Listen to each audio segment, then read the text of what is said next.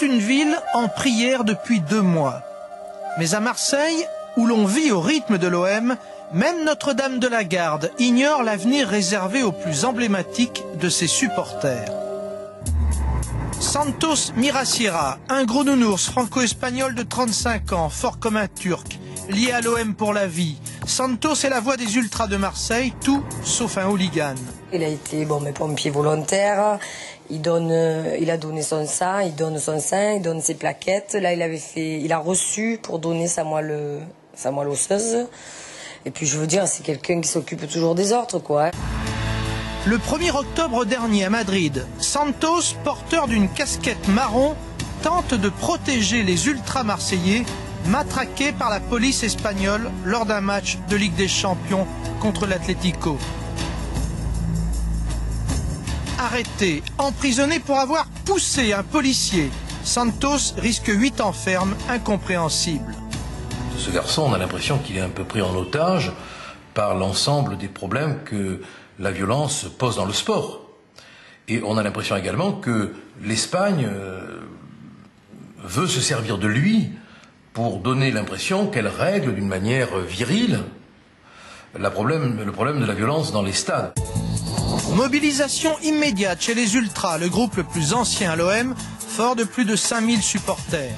Mobilisation des joueurs et de l'entraîneur de l'OM, prêt à aller plus loin. Prendre un avion bientôt et se rendre une fois en Espagne pour montrer que l'OM ne l'a pas oublié, quoi.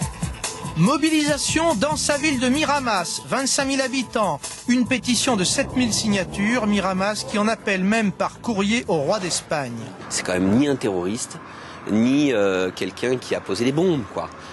Donc il n'est pas de l'ETA, que je sache, et il me semble quand même qu'il y a un décalage monstrueux, et c'est ça que les gens n'acceptent pas au fond d'eux. Mobilisation enfin dans la presse marseillaise. Pour demain, ça roule. Depuis le premier jour. On a consacré 2 pages, une page, ou au minimum un article. Il n'y a jamais un jour, depuis 58 jours, sans que la Provence ne cite pas Santos. Sans oublier le chanteur de rap L'Antidote, pour faire circuler l'information sur la planète Internet.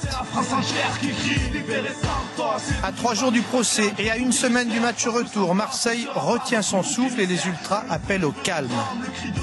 Aujourd'hui, on sait que la presse espagnole sera présente massivement. On sait qu'elle attend des débordements de violence. Et on va leur montrer qu'à Marseille, on est bien au-delà de tout ça. Et effectivement, on va montrer qu'il y a une grosse mobilisation pro-Santos. Dans sa prison espagnole, Santos Miraciera attend donc de revoir Marseille, sa famille, ses amis. Et toute une ville prie avec lui.